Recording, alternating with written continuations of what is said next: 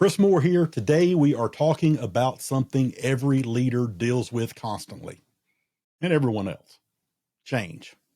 I know, it's a hard word to deal with. How do you lead when things keep shifting around you? Whether it's organizational changes, marketing changes, team transitions, or just those unexpected challenges. Change is part of the job. It's part of life. But how we approach change, that's where our faith makes all the difference. Let's look at what God's word tells us about leading through change. Isaiah chapter 43, verse 19 says, "Behold, I will do a new thing. Now it shall spring forth. Shall ye not know it? I will even make a way in the wilderness and rivers in the desert." What an amazing promise about God's work during times of change. This passage reveals something true about our human nature. We usually resist change and the unknown. Let's be honest about how we typically respond to change. We cling to what's familiar. We worry about the things we might lose. We focus on problems instead of the possibilities. We wonder if the new direction will be better than the current one we're in. Maybe we should just stay where we are. These reactions aren't necessarily wrong. They're just incomplete. They show our natural desire for stability. But Isaiah challenges those instincts directly. See, I am doing a new thing. This isn't a suggestion, it's a declaration. Change is happening.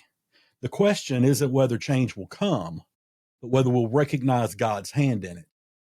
Do you not perceive it? This suggests we can miss what God is doing if we're too focused on preserving what was instead of seeing what could be. Think about the Israelites in the wilderness. Even though they were freed from slavery, many of them wanted to go back to Egypt to familiar misery rather than an unfamiliar promise. Sound familiar? How often do we as leaders prefer the problems we know over the solutions we don't? The processes we've mastered over the new ones that we haven't? The team dynamics we understand right now over new relationships? This resistance isn't just about fear. It's often about control. Change reminds us that we're ultimately not in charge, and that's really uncomfortable. So what does this verse tell us about God? First, God is always doing new things for our benefit. See, I am doing a new thing. This is present tense, not I did, or I might someday. God is active, not passive. He's creative, not static. He's always creating new possibilities. Second, God makes ways where there seems to be none. It says, I am making a way in the wilderness and streams in the wasteland, rivers in the desert. Think about those images. A way in the wilderness where there are no paths. Rivers in the desert, streams in the wasteland where there is no water. These show supernatural provision in impossible situations. They reveal God, a God who isn't limited by resources, isn't bound by what seems possible, and isn't stopped even by apparent dead ends. When we face leadership challenges that seem impossible, remember that creating paths in those pathless places is exactly what God specializes in. Finally, God's word in change brings new life. Water in a desert doesn't just help things survive. It creates an entirely new ecosystem. What was barren becomes fruitful. So how do we apply this understanding to our daily practice? Here's 4 practical ways to embrace that change with faith rather than resist it because of fear. Look for God's hand in unexpected changes. Not all change comes directly from God, but God is at work in all change. Can I say that again? Not all change comes directly from God, but God is at work in all change. Recently in the men's group I'm in, we've been discussing the book of Job, and certainly this is found in the book of Job, in Job's life.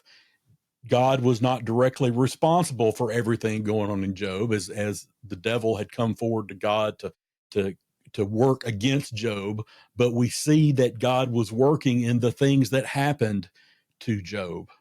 And even though it was meant for evil, ultimately it's meant for good. And today, even in our understanding. So the question isn't, did God cause this? The question we should be asking is, how might God be working through this?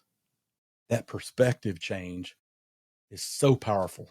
When unexpected things happen, a team member quits, you lose a client, budgets are suddenly cut. Don't just focus on the problem. Ask, Lord, what new things might you be doing here? What opportunities are hidden in this challenge? This doesn't minimize your difficulty. I never want to minimize the difficulty, the problems that you have, the struggles that you have daily. It just puts in the context of God's bigger purpose. You can find that. Makes all the difference. Communicate change with both honesty and hope when we recognize it. How we talk about change dramatically impacts how our team experience it, how our peers experience. When navigating transition, be sure to be honest about the challenges you're about to face. Be clear about what is and isn't changing. Show empathy for what people might be feeling. Those feelings are real, but share hope about the possibilities that are coming ahead. People can handle difficult change much better than uncertain change. There's a difference in that. There's difficult and there's uncertain. So be as transparent as possible about why the change is happening and what the process will look like.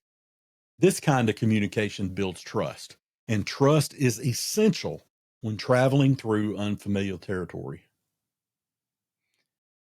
Lastly, you need to balance patience and progress.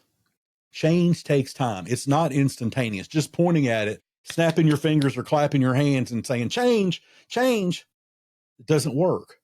As a leader, you've likely had more time to process the change than those you're leading through it, especially if part of the change is your plan, your recognition. You've developed the plan. Now you're putting it out there. They've not had the opportunity that you've had to adjust slowly to the change. So find balance by recognizing that adaptation, especially by your team, takes time. Create space for questions and their concerns. Celebrate small wins along the way and keep that momentum through consistent steps forward, even if they're very small.